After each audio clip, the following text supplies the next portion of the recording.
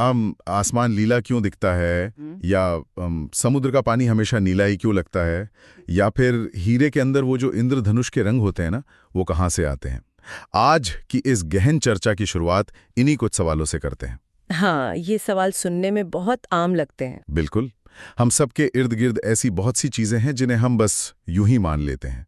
कोई कहेगा कि ये तो बस ऐसा ही होता है, या फिर शायद स्कूल की किसी विज्ञान की किताब में पढ़ा था। सही कहा। लेकिन इतिहास में एक भारतीय ऐसा भी था जिसने किताबों में लिखी बातों को आंख मूंद कर मानने से साफ इनकार कर दिया। उसका मानना था कि जब तक खुद एक्सपेरिमेंट ना कर लूं, खुद अपनी आंखों से ना देख लूं, तब तक किसी भी बात को अंतिम सत्य नहीं मानूंगा।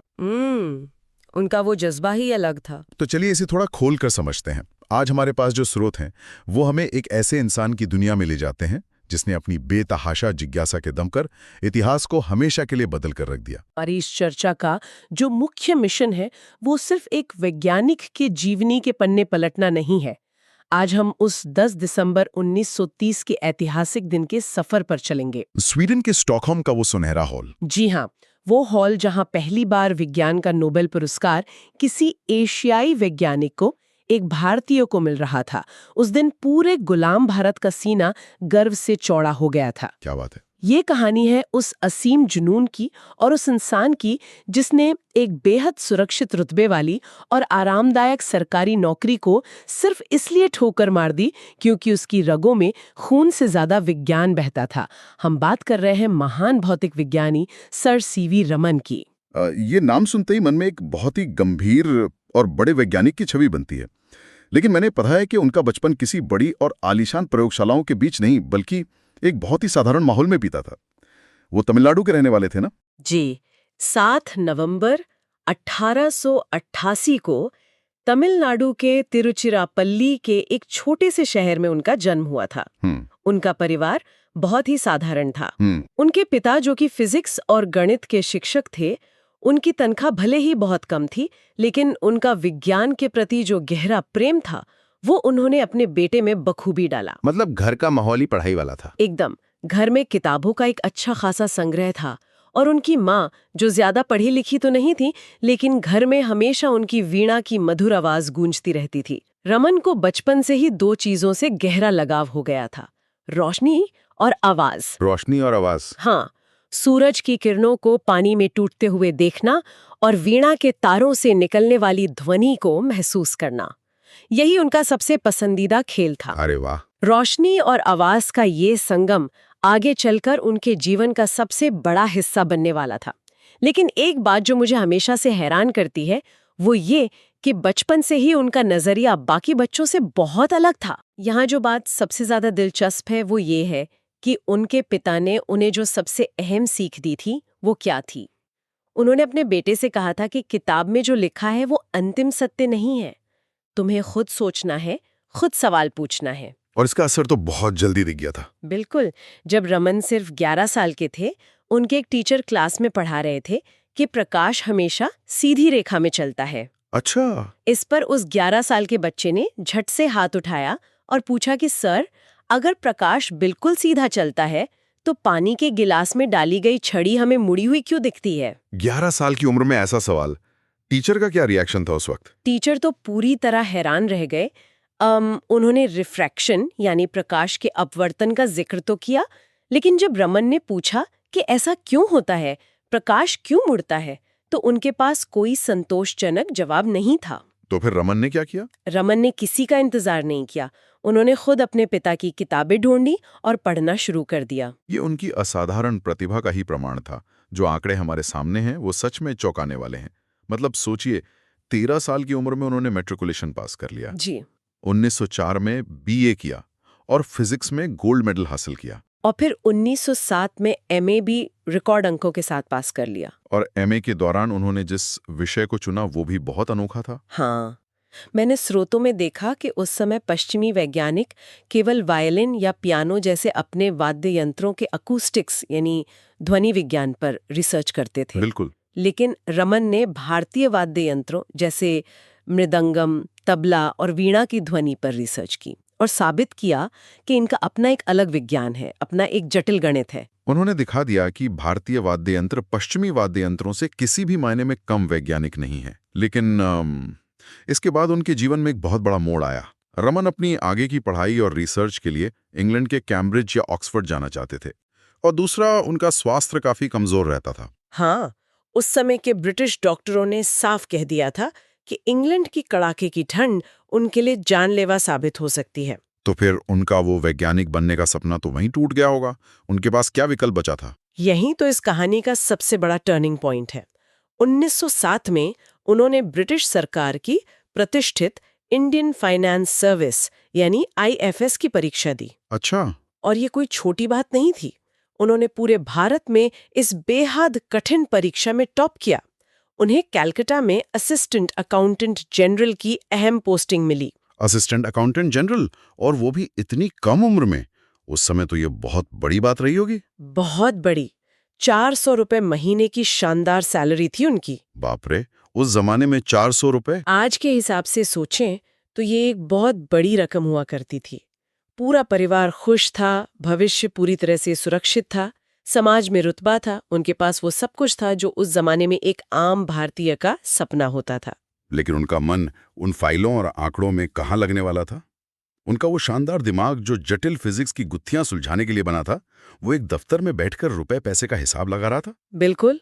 मैंने पढ़ा है कि वो दफ्तर का काम पूरी ईमानदारी से करते थे, लेकिन उनकी असली जिंदगी तो शाम 5 बजे के बाद शुरू होती थी। अगर हम इसे बड़े नजरिए से देखें तो रमन उस समय एक डबल लाइफ, एक दोहरी जिंदगी जी रहे थे। बिल्कुल किसी सुपर हीरो की तरह। Super hero? हाँ, मतलब सुबह 10 बजे से शाम 5 बजे तक वो एक परफेक्ट ब्यूरोक्रेट थे।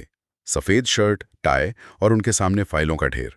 लेकिन जैसे ही शाम के 5 बजते, वो सीधे हुगली नदी के किनारे बो बाजार स्ट्रीट की एक पुरानी इमारत की तरफ निकल पड़ते थे। ये इमारत क्या थी? ये Indian association for cultivation of science यानी ISCS की लैब थी। ये कोई बहुत आधुनिक या चमचमाती प्रयोगशाला नहीं थी, एक बेहद साधारण और धूल भरी जगह, जहां शायद सरकार की तरफ से कोई खास फंड भी नहीं आता था। बिल्कुल नहीं। ना कोई फंड था, ना ही वहां कोई बड़े और आधुनिक उपकरण थे। शाम 5 बजे से लेकर रात के 1 बजे तक और कभी कभी तो सुबह तक वो वहां अपने ही बनाए हुए और जुगाड़ से तैयार किए गए साधारण उपकरणों से रिसर्च करते थे। सोचिए, दिन भर सरकारी नौकरी की थकान और फिर आधी रात तक विज्ञान का जुनून। उनकी पत्नी तो इस रूटीन से काफी परेशान होती होंगी।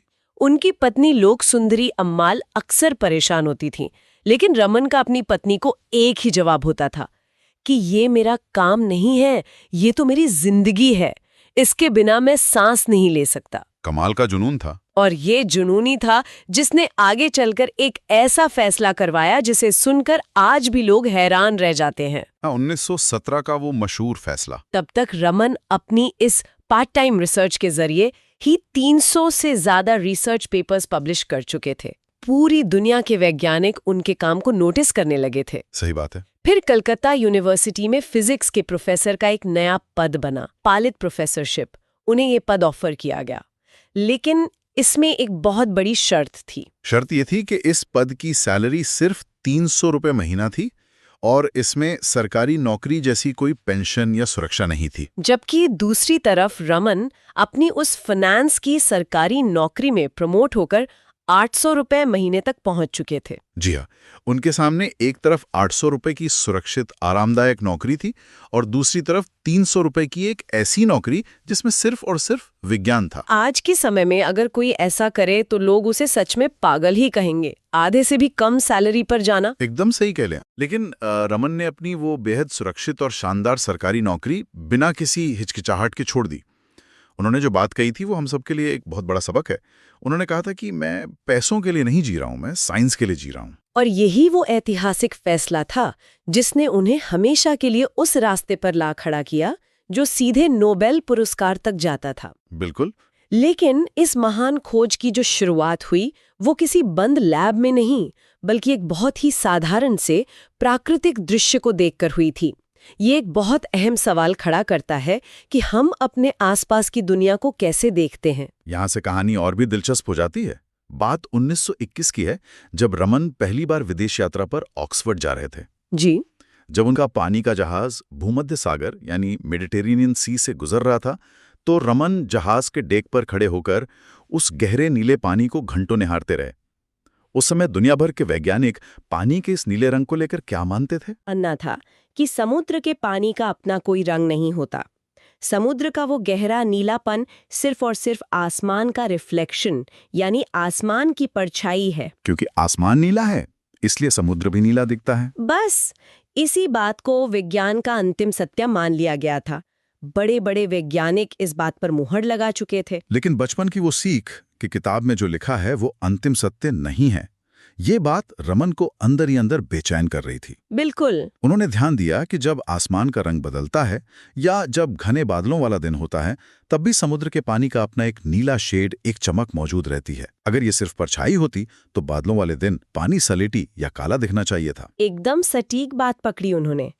रमन तुरंत अपने केबिन में गए और अपना एक छोटा सा उपकरण लेकर आए जिसे निकोल प्रिज्म कहते हैं। थोड़ा रुकते हैं, ये निकोल प्रिज्म क्या होता है, इसे हम आसानी से कैसे समझ सकते हैं? निकोल प्रिज्म को आप आज के समय के पोलराइज्ड सनग्लासेस की तरह समझ सकते हैं, जो हम धूप में पहनते हैं। हाँ, जैसे वो चश्मे फालतू की चमक या ग्लेयर को काट देते हैं, वैसे ही निकोल प्रिज्म रोशनी के खास हिस्से को रोक सकता है। रमन ने इस प्रिज्म के जरिए आसमान की परछाई वाले हिस्से को ब्लॉक कर दिया। अच्छा।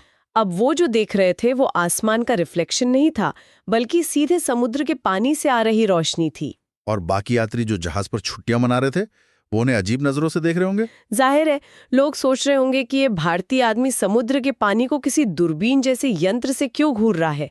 लेकिन रमन ने वहीं खड़े खड़े ये साबित कर दिया कि लॉर्ड रेले की थ्योरी अधूरी है। ये सिर्फ रिफ्लेक्शन नहीं है। नहीं, बल्कि पानी के अंदर मौजूद मॉलिक्यूल्स यानी अणु प्रकाश के साथ कुछ ऐसा कर रहे हैं जो अभी तक किसी ने नहीं देखा है। प्रकाश पानी के अंदर जा रहा है और फिर वहां से बिखर कर बाहर आ रहा है। भारत लौटकर उन्होंने इसी बात को साबित करने की ठान ली। अगले 7 साल यानी 1921 से लेकर 1928 तक उन्होंने अपनी टीम के साथ दिन रात एक कर दिया। इस टीम में के.एस. कृष्णन जैसे शानदार और होनहार छात्र शामिल थे। जी। उनके पास यूरोप जैसी आधुनिक लैब नहीं थी, कोई बहुत बड़े उपकरण नहीं थे। वो सूरज की रोशनी, कुछ शीशे और अलग-अलग लिक्विड सैंपल्स के सहारे इस स्कैटरिंग यानी प्रकाश के बिखरने को समझने की कोशिश कर रहे थे। रमन देखना चाहते थे कि जब प्रकाश किसी पारदर्शी माध्यम जैसे पानी, बर्फ या किसी केमिकल से गुजरता है तो वो उसके मॉलिक्यूल्स के साथ इंटरैक्ट करके यानी उनसे टकरा कर कैसे बिखरता है। वो सूरज की रोशनी को फिल्टर करके एक खास रंग की किरण बनाते, उसे लिक्विड में डालते और फिर बाहर निकलने वाली रोशनी का अध्ययन करते। और फिर सालों की उस कड़ी मेहनत के बाद वो ऐतिहासिक दिन आया, 28 फरवरी 1928। रमन और कृष्णन ने एक बहुत ही साधारण से स्पेक्ट्रोग्राफ में कुछ ऐसा देखा जिसने पूरी दुनिया को हिलाकर रख दिया। स्पेक्ट्रोग्राफ यानी एक ऐसा यंत्र जो रोशनी को अलग अलग रंगों या हिस्सों में चीर कर रख देता है, ठीक वैसे ही जैसे बारिश के बाद आसमान में इंद्रधनुष बनता है। तो उस दिन उन्होंने उस यंत्र में ऐसा क्या देखा, और मतलब इस सब का असल मतलब क्या है? अगर कोई पूछे कि भाई रमन इफेक्ट आखिर है क्या, तो उसे आसान भाषा में कैसे समझाया जाए? चलिए इसे बहुत ही आसान से उदाहरण से समझते हैं। बताइए। कल्पना कीजिए कि आप एक दीवार पर रबर की नीली गेंद मार रहे हैं। गेंद दीवार से टकराती है और वापस आपके पास आ जाती है। ठीक है। उसकी स्पीड और रंग में कोई बदलाव नहीं आता। इसे इलास्टिक स्कैटरिंग कहते हैं। ज्यादातर प्रकाश ऐसे ही काम करता है। अब सोचिए कि आप वही नीली गेंद एक तेज चलती हुई ट्रेन पर या किसी ऐसी चीज पर मारते हैं जो खुद भी हिल रही है। अच्छा। जब गेंद वापस आएगी तो शायद वो पहले से ज्यादा तेज हो या धीमी हो गई हो, उसकी ऊर्जा बदल गई। यानी गेंद ने अपनी एनर्जी या तो ट्रेन को दे दी या ट्रेन से कुछ एनर्जी ले ली। बिल्कुल, रमन इफेक्ट यही है। जब प्रकाश की रोशनी किसी मॉलिक्यूल से टकराती है तो करोड़ों में से कोई एक किरण उस मॉलिक्यूल के साथ ऊर्जा का लेन देन कर लेती है। इसे विज्ञान की भाषा में इनइलास्टिक स्कैटरिंग कहते हैं ना? जी, इनइलास्टिक स्कैटरिंग। इस लेन देन की वजह से जब प्रकाश बाहर आता है तो उसकी फ्रीक्वेंसी यानी उसका रंग थोड़ा सा बदल चुका होता है। नीली रोशनी थोड़ी सी हरी या लाल रंग की तरफ शिफ्ट हो जाती है। और इस बदले हुए रंग से हमें क्या पता चलता है? यही इसका सबसे बड़ा जादू है। प्रकाश की ऊर्जा में जो भी बदलाव आता है वो उस मॉलिक्यूल के अंदरूनी ढांचे का एक सटीक फिंगरप्रिंट होता है। फिंगरप्रिंट की तरह? हाँ, यानी बिना उस चीज को तोड़े, बिना उसे नुकसान पहुंचाए, सिर्फ उस पर रोशनी डालकर हम ये बता सकते हैं कि वो चीज अंदर से किन चीजों से बनी है। वाह, ये तो सच में किसी जादू से कम नहीं है। मैंने स्रोतों में पढ़ा है कि इस खोज का महत्व इतना ज्यादा था कि एल्बर्ट आइंस्टाइन और लॉर्ड रदरफोर्ड जैसे महान वैज्ञानिकों ने इसे तुरंत सराहा था। आइंस्टाइन ने तो इसे क्वांटम मैकेनिक्स का एक बहुत बड़ा साक्ष्य माना था। क्वांटम मैकेनिक्स का साक्ष्य, इसे हम कैसे समझें? देखिए, उस समय वैज्ञानिक इस बात पर बहस कर रहे थे कि प्रकाश एक लहर है या छोटे छोटे कणों का समूह। रमन इफेक्ट ने यह साबित कर दिया कि प्रकाश फोटॉन्स नाम के छोटे छोटे पैकेट्स या कणों के रूप में यात्रा करता है। अच्छा। और ये ऊर्जा के स्तर क्वांटाइज्ड होते हैं। क्वांटाइज्ड का मतलब है कि ऊर्जा एक लगातार बहने वाली नदी या ढलान की तरह नहीं होती, बल्कि सीढ़ियों की तरह होती है। ऊर्जा का लेन देन हमेशा फिक्स्ड पैकेट्स में होता है। और रमन की खोज ने आइंस्टाइन की इन जटिल थ्योरीज को प्रैक्टिकली साबित कर दिया था। एकदम सही। अचानक से पूरी दुनिया रमन और भारत की उस छोटी सी बिना फंडिंग वाली लैब के बारे में बात कर रही थी। और फिर 1930 में वो गौरवशाली घड़ी आई। रमन और उनकी पत्नी नोबेल पुरस्कार लेने स्वीडन के स्टॉकहोम पहुंचे। ठंड और बर्फबारी के बीच उस भव्य कॉन्सर्ट हॉल में जब नोबेल पुरस्कारों की घोषणा हो रही थी, दुनिया भर के वैज्ञानिक पश्चिमी सूट बूट में बैठे थे जी। लेकिन रमन ने अपनी पारंपरिक भारतीय पगड़ी पहनी हुई थी। वो पूरी दुनिया के सामने अपनी पहचान के साथ उस मंच पर गए। उस दिन के दृश्य को अगर हम महसूस करें ना, तो नोबेल पुरस्कार लेते हुए रमन के चेहरे पर जो गर्व था, वो सिर्फ उनका अपना व्यक्तिगत गर्व नहीं था, वो एक पूरे गुलाम देश का गौरव था। बिल्कुल। भारत उस वक्त ब्रिटिश हुकूमत के अधीन था और भारतीयों को हमेशा नीचा दिखाया जाता था।